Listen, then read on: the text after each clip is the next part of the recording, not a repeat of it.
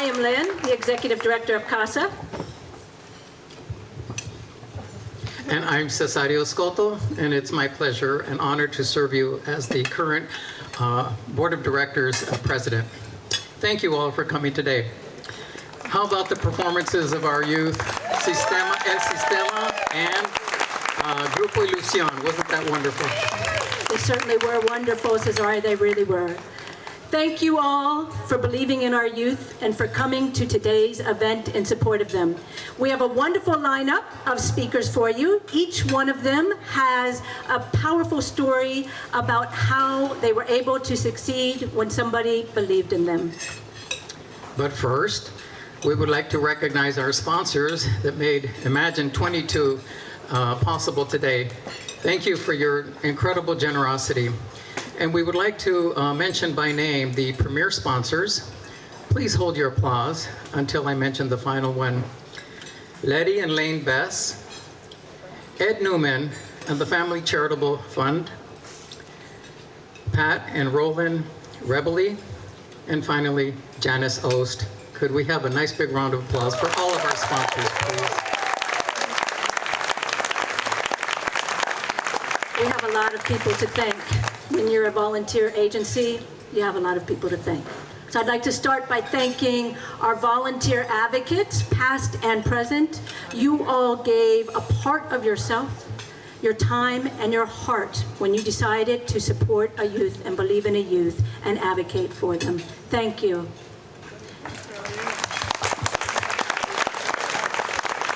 And what about that incredible CASA staff, past and present? Day by day, they demonstrate incredible skill, passion to serve, and talent. We want to recognize them, and also for producing Imagine 2022. Let's give them a nice big round of applause, please. I would like to thank our board members, past and present. We have quite a number of past and present here today with us. You all literally nurtured CASA into existence in every day. In so many ways, you show how much you believe in our youth. And I'd like to give a special thank you to my board president because he's fabulous.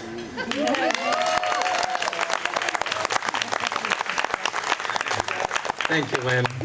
And another group that we must recognize are all of the volunteers that worked so hard to get the donations for the silent auction and the live auction. And those include past and present board members, CASA staff, friends of CASA, and advocates. And I would particularly like to point out that one of our speakers from last year, Angel Gomez, is here, and he donated one of his bonsai trees for the auction as well. So could we please recognize them with a nice big round of applause? I would like to thank our absolutely fabulous auxiliary, the Friends of CASA. You guys know you are fabulous, right? Let's give a round of applause to them. There you are. Thank you for everything that you do for us. I'd also like to recognize our judges and our elected officials. We have with us here Judge Deneen Guy and Judge Jerry Evinluan. Welcome. We also have with us Lowell Hurst, Watsonville City Council, and also this year's Pajaro Valley Lifetime Achievement Awardee, along with his wife over there.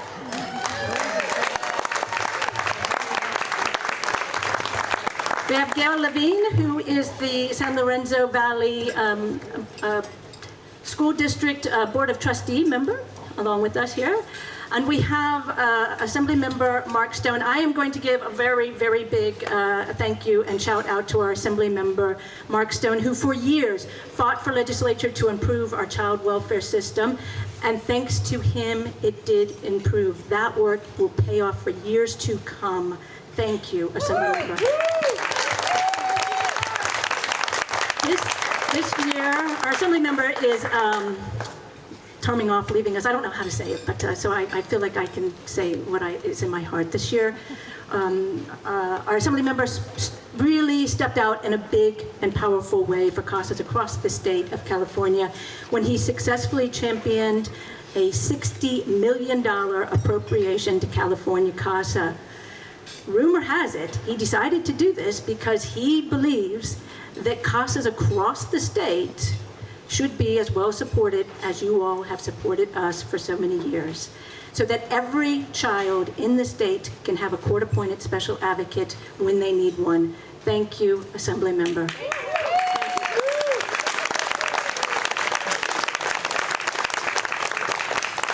And I have learned that there is a birthday boy in the audience. Could we please recognize Roland Rebele? Roland and his wife Pat have been supporters of CASA for more than 20 years. And I also learned by speaking with a few of his family members that Roland sees the Imagine event as part of his birthday celebration. So it only makes sense that we sing to him, doesn't it? On three. 1, 2, 3. Happy birthday to you. Happy birthday to you. Happy birthday, dear Roland. Happy birthday to you. Happy birthday, Roland. Happy birthday, Roland. I'd now like to invite up Maggie Diego, our Communications and Development Director. She has a very special recognition for a very special person.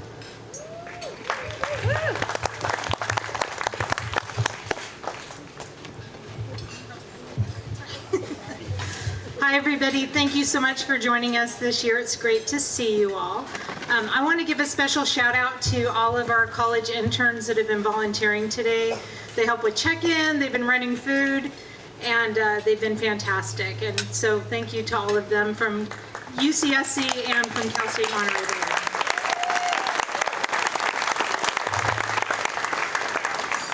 I have a special shout out for one of our interns that joined us this spring from UCSC from the Smith Society. If you're not familiar with the Smith Society, they are a circle of friends at UCSC that support former foster youth in their transition to a large campus such as UCSC. Becky Diaz joined us, and she is an art major at UCSC. And when she applied for the job, I was like, as a fund development person, what am I going to do with an art major? I don't know. And I thought, well, we have the Imagine invitations coming up. So I asked her, hey, this year's theme is 30 years of believing in youth. What could you come up with? And she came up with this.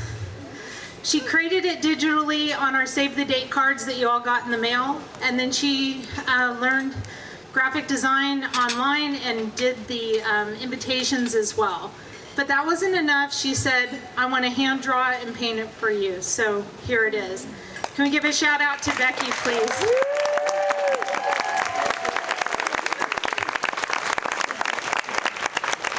Becky is only interning us through the end of the month, and we are so grateful to have had you. You've touched me in so many ways. Thank you.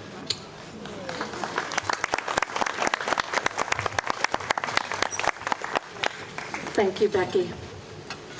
And if anybody needs somebody who can make invitations and things like that, Becky, she's right there. We're more than happy to give you her connections. I'd like to call up to the stage Melissa, Kayla. Where are you guys? Come on up. Terrence and Eve. They are each going to tell you a little bit about themselves and then a little bit about what they have been able to achieve when somebody believed in them or supported them. So, Melissa, go ahead, kick it off for us. Tell us a bit about yourself. Thank you, Lynn. As she mentioned, my name is Melissa. I work for the County of Santa Cruz as a social worker in the housing division, where I help to connect disenfranchised adults with access to permanent housing and the resources needed to maintain it. I'm also a mother of 2 lovely daughters, Trinity and Heaven, and a former foster youth. I entered foster care at the age of 7.5, and I received my CASA advocate by the age of 9, which incidentally was the very first year that CASA was founded here in Santa Cruz. Fast forward to 2010, And my children were removed from my care for a period of time and actually were offered CASA advocates of their own. So I was able to experience it from a different perspective as well.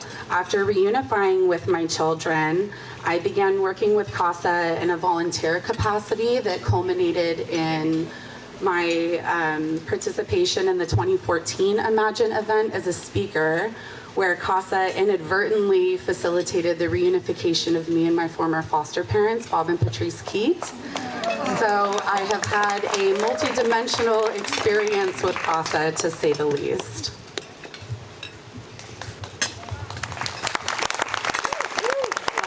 Wow. Thank you. And thank you for coming, Melissa. Kayla, tell us a bit about yourself. Hi, my name is Kayla. I'm 32 years old. I entered foster care around 5 years old and lived off and on with my grandparents until age 13 and was a ward of the state. After which I lived in 6 foster homes and 3 different group homes until I aged out of foster care at 18. After foster care, I attended Cabrillo and transferred to UCSC.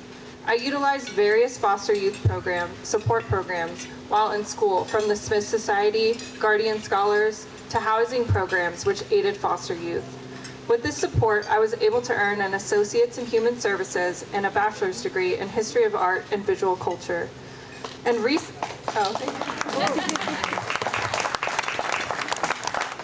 I'm just like trying to get through it. I also recently, in May of 2022, I graduated from Brandman University with my master's in psychology and a dual program for marriage and family therapy and a professional clinical counselor.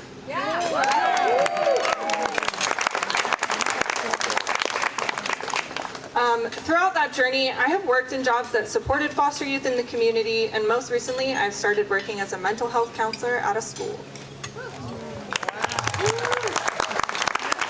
Right? I mean, we've got a therapist, we've got a social worker. I know. Terrence, tell us a bit about yourself. Hello everyone, my name is Terrence. I'm 25 years old and I work as a social media director. I also am a part-time TAY, AmeriCorps peer navigator for resources with youth within the environment.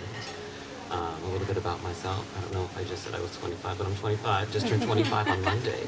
Well, happy birthday! Thank you, and you're welcome. I was raised between Watsonville and Gilroy, ultimately graduating high school in Watsonville in 2016. How would I explain it? The best way I could preface my experience in the community: since the age of 14, I was placed in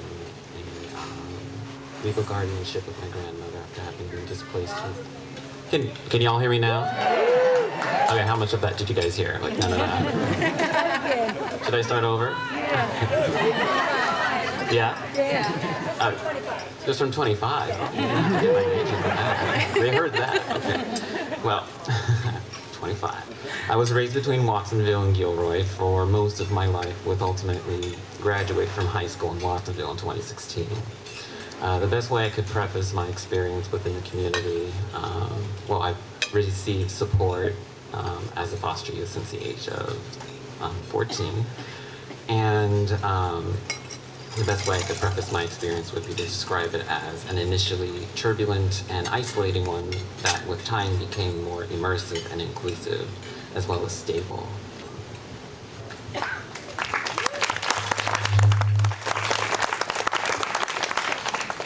I have the great pleasure of hearing from Terrence about once a year about how he's doing an update. And I just want to say it truly is one of the highlights of my job. Thank you for keeping in touch with us.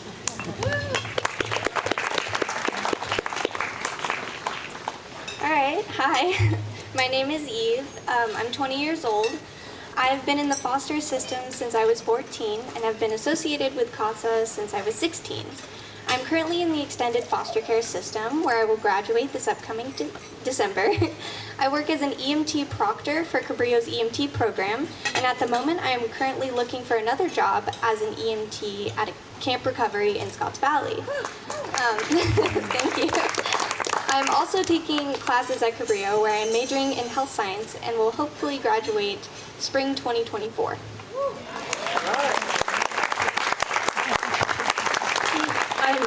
You probably don't know this about CASA, but we hear from you about, I don't know, twice a year or so, and we're so excited. I mean, it was like, oh my gosh, Eva's told us how she's doing, and we're all like gathering around and saying, oh, it's so wonderful. So thank you, and thank you for being here today.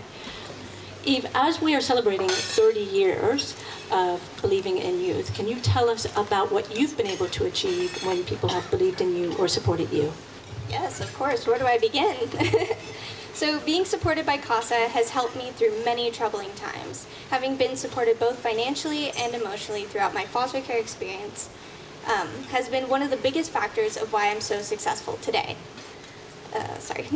CASA has helped me pay for my EMT class, my EMT uniform, textbooks for school, along with many other supplies that I've needed throughout my school year. My CASA, who is still currently in my life, Vanessa Tomasello, never did this, and is my best friend, one of my best friends. She actually helped me to get my driver's license and helped me find a car that I'm still using today. Being reimbursed by CASA also gave me the resources to build my honors project and helped me to graduate with honors from high school. In the month of June 2022, I passed my EMT program and got my EMT license. Thank you. Thank you. This accomplishment filled me with ambition and determination and was all because of CASA's support. Not only did CASA help set the foundation for my success in the EMS world, but they also gave me the confidence to try and apply for the honors program at Cabrillo, even if I didn't meet any of the requirements. A couple weeks later, I was accepted into the honors program. Yay! And I'm already thinking of running for president for the honors club. CASA has given me the gift of fearlessness, and by knowing that whatever I did or wanted to try, I would always be supported. I am proud of who I am today and for the accomplishments I've done, but I wouldn't have been able to do these things without everyone in this room's support. I am so grateful for all the amazing educational opportunities and support CASA has given me. I'm also grateful to have met these strong and amazing people sitting right by me. Sorry.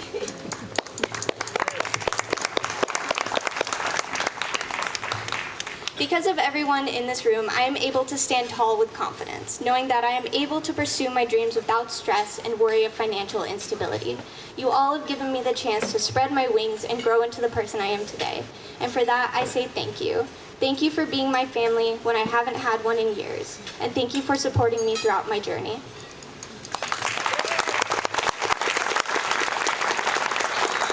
I think I can speak for everyone here when I say it's been our pleasure, Eve. Terrence, tell us about what you've been able to accomplish when people have believed or supported you. All right. How have I felt supported?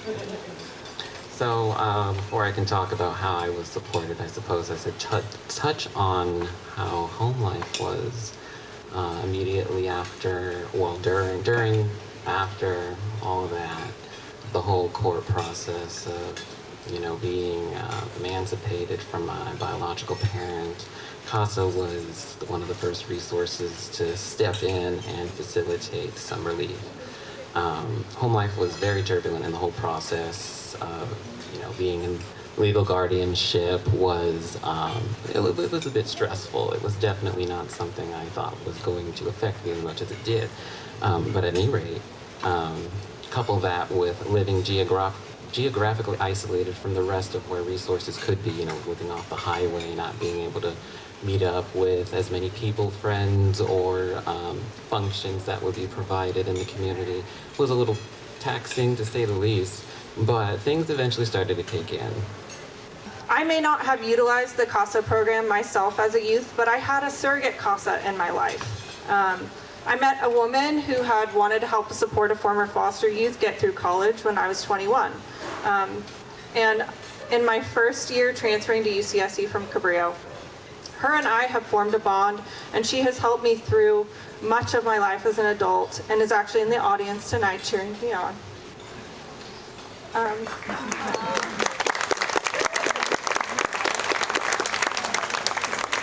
People like this is what helped provide that stability I so needed and deserved in helping me achieve my goals. I have one memory that stands out to me when I was finally able to purchase a car, much older, age than most of my peers. I think I had to be 18 because I was living in a group home and wasn't able to. I had no idea, I got to the pump and I had no idea how to pump gas. I remember pulling up to the gas station and just feeling so embarrassed and lost at what to do. I eventually called an old social worker and asked them, but it's things like this that most people take advantage of when having to call and learn how to do a simple or often not so simple task in life. So even though getting gas may not have been my greatest achievement in life, I mean, right now with the gas prices, it does help, but it symbolizes for me how important it was to have someone I could count on. Foster care can be so isolating in life, and having that person who is there to turn to when I didn't have parents available to give advice, to lean on when I was struggling, or lift me up when I achieved a goal was so important in my success. Thank you. Thank you, Kayla. Thank you for sharing that story with us. Try to get through this without tears, but I'm already feeling choked up. So, for me, my most important accomplishment was reunifying with my children. When they were first removed from my care, I was convinced that it would be impossible to get them back because that's what I had been told by my biological family as a child. And when my girls were offered an opportunity to have advocates of their own, that's what really gave me hope. My own advocate helped me to balance the fear and trauma of being removed from my biological home in ways that I wasn't able to fully understand until much later in life. So for me, it was the aspect of having just like one person who was really in my corner and one person that I didn't have to question. I wanted that for my girls, and in fact, I needed that. And it turns out that I was able to lean on their advocates, one of whom is here in the audience with us today, beautiful Ann Young over here. Yeah. And it's because of their support that I was able to successfully reunify. We came together and we collaborated to find ways to meet my family's needs. I'm also the first person in my biological family to receive a college degree. I entered Cabrillo College at the age of 27, which was just shortly after I reunified with my children. I think it was only 4 months after they came back into my care. When I came to Cabrillo, I really struggled as a single mom. I didn't know where to go to find resources. I didn't understand the bureaucratic system that I was functioning in. And CASA really supported me because I was in contact with them. They said, hey, we have this scholarship. Why don't you give it a try? It was the very first scholarship that I applied to, and I got it the first time that I applied. And that was a huge motivator for me, not just the financial support, but it really paved a way for me because it made applying to other scholarships just a little less scary. I just knew that it was so difficult for me to ask for help because I never felt like I was really deserving of it. But in my mind, I thought, well, I know that CASA is a safe place, and if they thought that I should apply, then maybe I am deserving. Maybe I really do belong in college. I received that scholarship for 4 consecutive years, I believe, and it paved the way for me to apply to others ongoing. Although education isn't the only pathway, I chose education as my way of escaping generational cycles of poverty and violence, which is another accomplishment that I hold great pride in. So many communities influenced me along my academic journey, including the Guardian Scholars Program here at Cabrillo College. They provide supportive services to former foster youth, and they actually helped me with my application for transfer to UCSC. It really takes a village to raise a family, so when you grow up without one, supplemental services are vital. Agencies like CASA and Guardian Scholars, they became my village. Lastly, I have recently co-authored a book with my former foster mother, Patrice, which is in the process of being published. After reuniting at the 2014 Imagine event after 20 years of estrangement, we committed to getting to know each other, and ever since then they have been a consistent and primary source of support for me and my children. They helped to cultivate a notion of positive self-worth in me and reinforce feelings of belonging that I had never experienced in my life. And honestly, they've supported me in so many different ways that I could sit up here and I could tell you about them all evening, but I promise I won't do that. What's important to understand is that they're no longer former foster parents to me, they're simply my parents. Yes.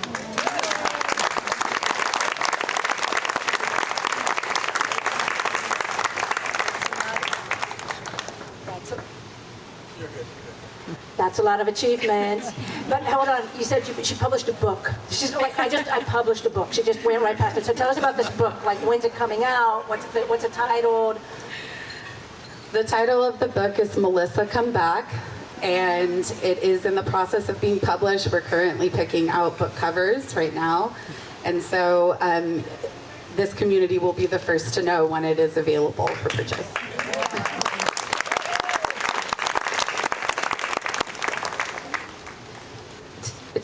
It's working now. Excellent news. So before we sit down, I just want to quickly ask all of our speakers about their hopes and dreams for the future. So Melissa, go ahead, kick us off.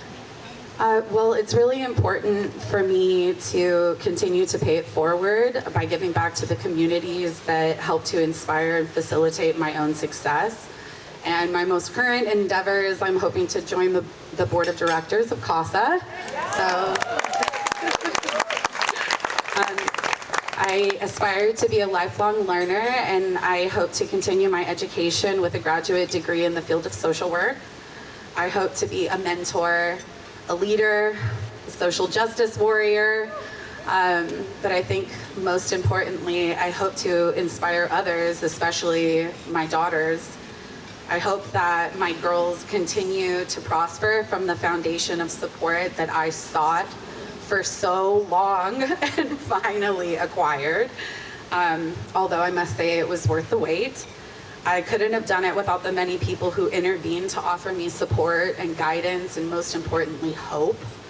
And I thank all of you up here with me. I feel so connected to each of you, and I'm sure you can all hear the similarities in our stories and our appreciation. And I would like to thank each and every one of you for being my village. Thank you so much, Melissa, and we look forward to continuing our journey with you. Kayla, please tell us about your hopes and dreams. Thank you. Thank you so much, Melissa. At this point in my life, I have achieved so many goals I never thought possible. And frankly, it seems nothing short of a miracle when you add up the adversities and statistics that say I should never have achieved the things I have. And I and my fellows I graciously share the stage with are anomalies, and I wish it wasn't that way. I want to continue my pursuit of becoming a licensed therapist and continue working with disadvantaged youth. I have found that my lived experience has been a gift in aiding others who have had similar adversities in life. I can be someone who just gets it and have insight about the unique challenges we have had to face. I also want to continue combating the stigma that many foster youth endure. I do this by being open about being a former foster youth and how, with the support of organizations like CASA and the humans who provide their time and energy to support this population, outcomes can be positive. I want to continue to give back, and that is why I volunteered to speak at an event when I'm terrified of public speaking.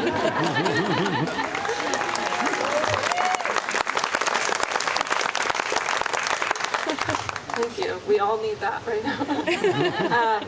So thank you all who have attended this event. The very act of you being here and showing your support means so much.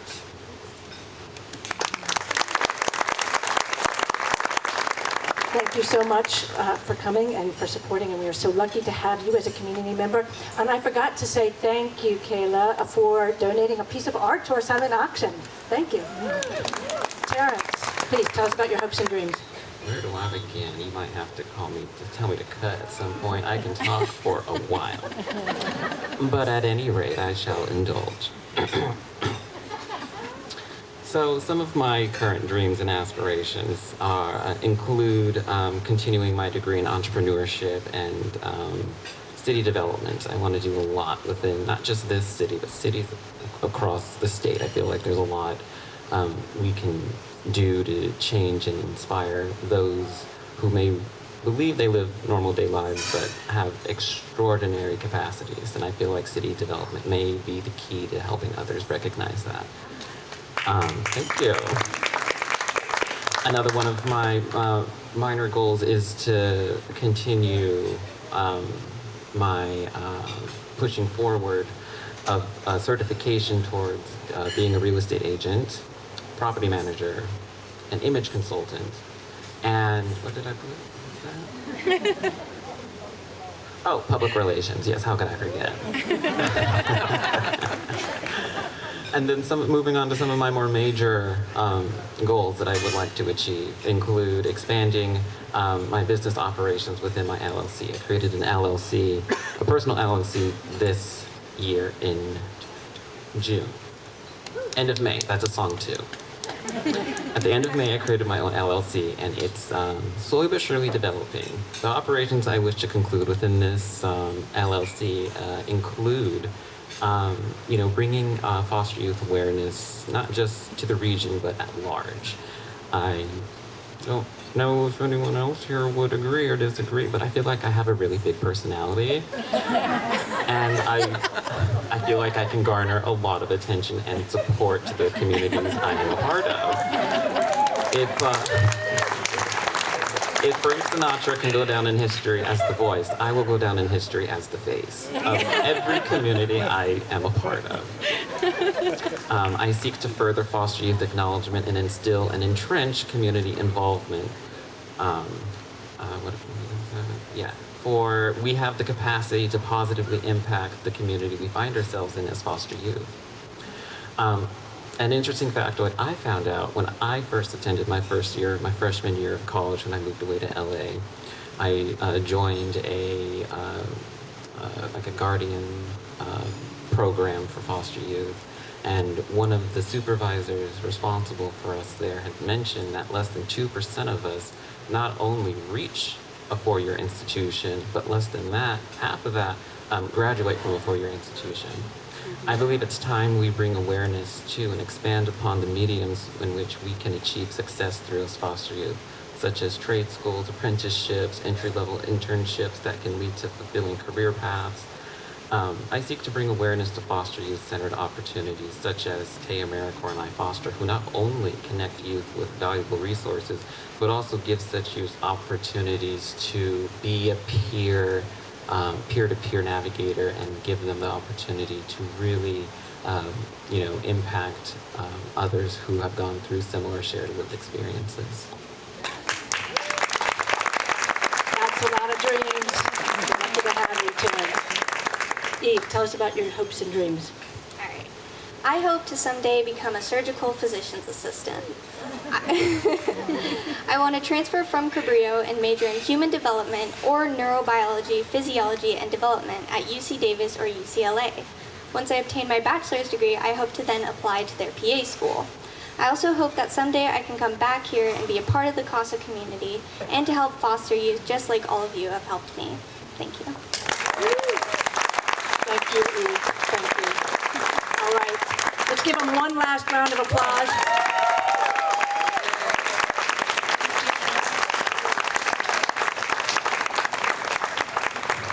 So, thank you guys so much. Thank you. How many of you were here last year for Imagine?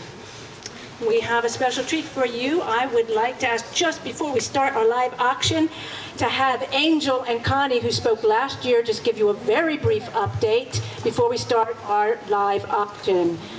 Angel, Connie, here they are. You'll remember them from last year, I'm sure. Hi, Angel. It's good to see you. It's good to see you too. How was your first year of Cabrillo College this past year? This past year I really enjoyed Cabrillo, and I always bring this up. So I'm not a social person. I don't like to go out and talk to people. But I love it at Cabrillo. And I don't know, when I was thinking about it, I'm like, oh, how do I like this? I don't like people, but I like people. I'm enjoying it, so yeah, it's great. That's amazing. Last year at Imagine, you told us about your new hobby of cultivating bonsai trees. And this year, you donated one to our live auction. Can you tell us more about it? Yeah, so, it's a hobby I started because I felt it'd be therapeutic, it'd help me with the pandemic, and it did. This particular tree, I don't know if it's out. It's not. Anyways, I developed it from nursery stock that I had bought in a local nursery, and it's just its own little shrub. It wasn't much, and I was like, okay, what can I do with this? So I looked at it, I designed it, and I kept it, I think, for about a year, since yesterday. And I just cared for it, and I designed it. I also did donate a viewing stone that I thought accompanied it well, made it look better. I don't remember who I was talking to. I was talking to someone. They mentioned, oh, it kind of reminds me like looking at a waterfall, and it's very relaxing. And I was like, oh, I didn't think about it, but yeah, it is. There you go. Well, thank you again for your donation. Before we go, can you let us know what your hopes and goals are for your future? For my future, I in the past, I said I want to open my own bonsai nursery, and that's something I still look at and build my collection. Within this year, before it ends, I do want to open a little online store selling a few of the trees I've come across and found. So you guys will know by the end of the year. Yes, please let us know. And thank you again for donating this auction, Angel. Of course. Give a round of applause for Angel. And there's the bonsai.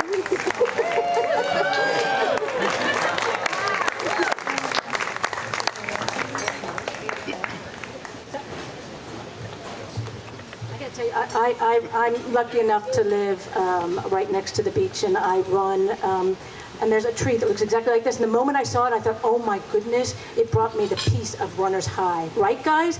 You look at this, and you feel calm and happy, right? Right? Well done, Angel. It really is lovely.